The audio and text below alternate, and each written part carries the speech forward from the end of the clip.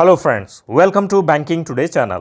11th bipartite settlement को लेकर आज जो मीटिंग थी आईबीए और वर्कमैन यूनियंस के बीच, उस मीटिंग का जॉइंट सर्कुलर वर्कमैन यूनियंस के द्वारा जारी कर दिया गया है, जिसके बेसिस पर हम बोल सकते हैं कि 11th bipartite settlement workman union के लिए ऑलमोस्ट फाइनल हो चुका है और आगे कोई और प्रॉब्लम ना हो तो दिवाली के पहले पहले 11th बाइपार्टाइट सेटलमेंट को साइन कर लिया जाएगा। लेकिन ऑफिसर्स का जॉइंट नोट के लिए अभी फिलहाल कुछ नहीं कह सकते, क्योंकि मद्रास हाई कोर्ट में जॉइंट नोट को चैलेंज किया गया है और ऑफिसर्स एसोसिएशन का डिमांड डिरेल्ड हो गया है, जैसा कि उन्होंने कहा था पिछले मीटिंग में। तो चलिए इस जॉइंट सर्कुलर में दिए गए मैटर्स के बारे में डिस्कस करते हैं। इसमें दिए पहले 2 पैराग्राफ्स वही फॉर्मेलिटीज़ हैं जिसमें बताया गया है कि आज एक और राउंड का डिस्कशन हुआ, जिसमें आईबीए की तरफ से वर्किंग ग्रुप के chairman Shri Rakesh Sharma MD and CEO IDBI bank थे। इनके साथ Shri Gopal Murari Bhagat deputy chief executive IBA से थे और 4 वर्कमैन यूनियंस के general secretaries Shri CH Venkatachalam, Shri SK Bandlis, Shri Upendra Kumar और श्री ओपी शर्मा मौजूद थे। इस मीटिंग में 16 अक्टूबर वाले मीटिंग के इश्यूज और डिमांड्स को फिर से रीट्रेट किया गया और ओवरऑल कॉस्ट 3,385 करोड़ को पे स्लिप कंपोनेंट्स पर डिस्ट्रीब्यूट करने पर आईबीए और यूनियंस के बीच सहमति हुई।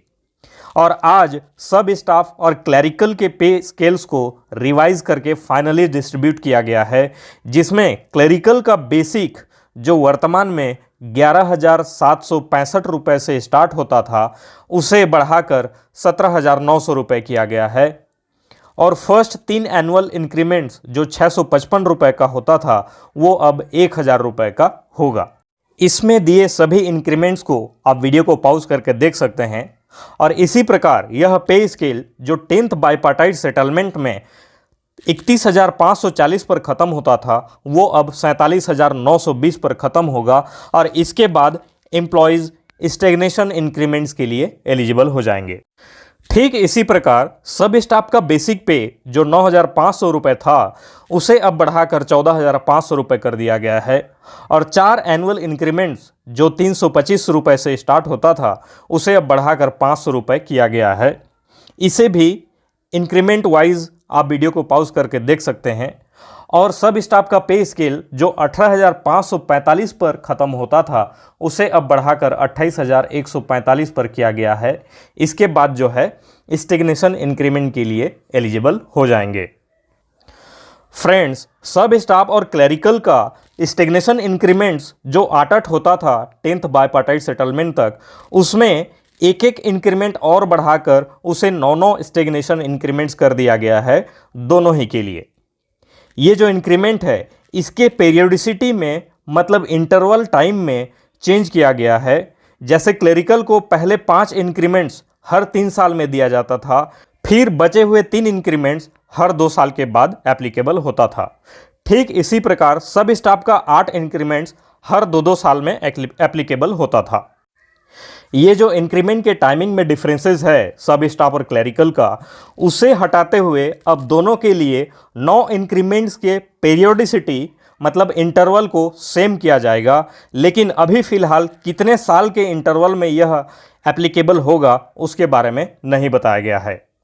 फ्रेंड्स, वैसे ये जो 9वां इंक्रीमेंट एक्स्ट्रा बढ़ाया गया है, इसका बेनिफिट हार्डली 0.5 to 1% एम्प्लॉयज़ को ही मिलेगा।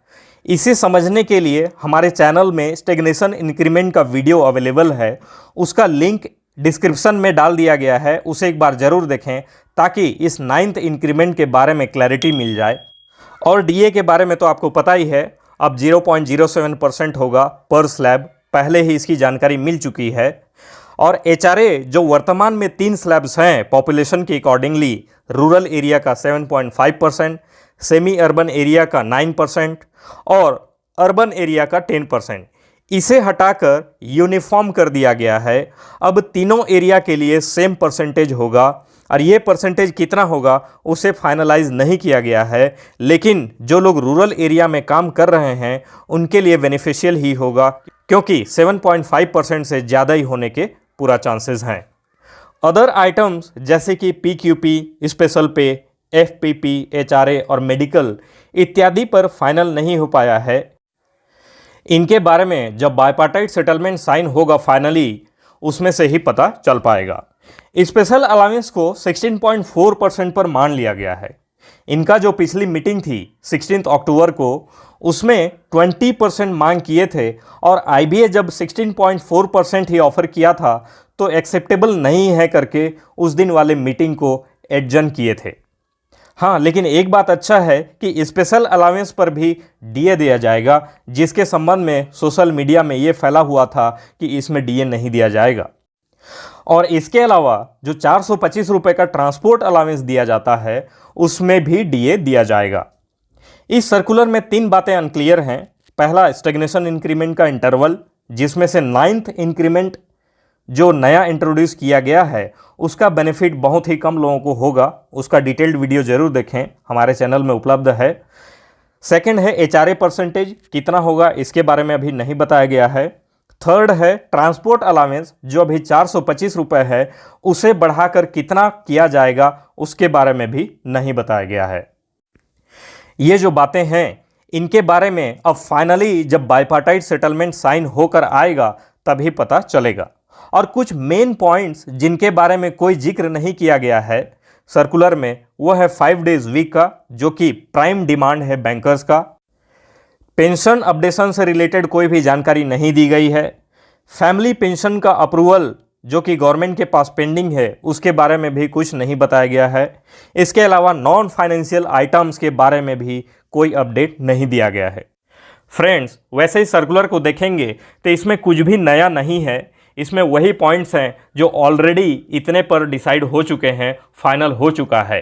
पिछले मीटिंग जो 16 अक्टूबर को हुई थी उसमें 16.4% पर ऑफिसर्स एसोसिएशन ऑलरेडी मान चुका था और उस मीटिंग में वर्कमैन यूनियन के द्वारा 20% की डिमांड रखते हुए उस मीटिंग को कैंसिल करा दिया गया था और आखिरकार उतने ही परसेंट में इनके द्वारा भी मान लिया गया है। तो ऐसे लगता है कि प्रेशर में आकर, वह प्रेशर चाहे गवर्नमेंट का हो या फिर हाई कोर्ट्स में लगे हुए रिट पिटिशंस का, जितना जल्दी हो सके बाइपार्टाइट सेटलमेंट को साइन करके ख़त्म करने के प्रयास में लगे हुए हैं, ताकि इसमें कोई नया मोड़ ना आ जाए। तो आगे अब कोई भी अपडेट्स आता है आपको हमारे इस चैनल के माध्यम से ज़रूर अपडेट कर दिया जाएगा। तो अभी तक यदि आपने बैंकिंग टुडे चैनल को सब्सक्राइब नहीं किया है तो प्लीज़ अभी सब्सक्राइब कर लीजिए, ताकि हमारे सभी वीडियोस के नोटिफिकेशंस आपको मिलते रहें। और इस वीडियो को लाइक कीजिए, शेयर कीजिए। तब तक के लिए धन्यवाद।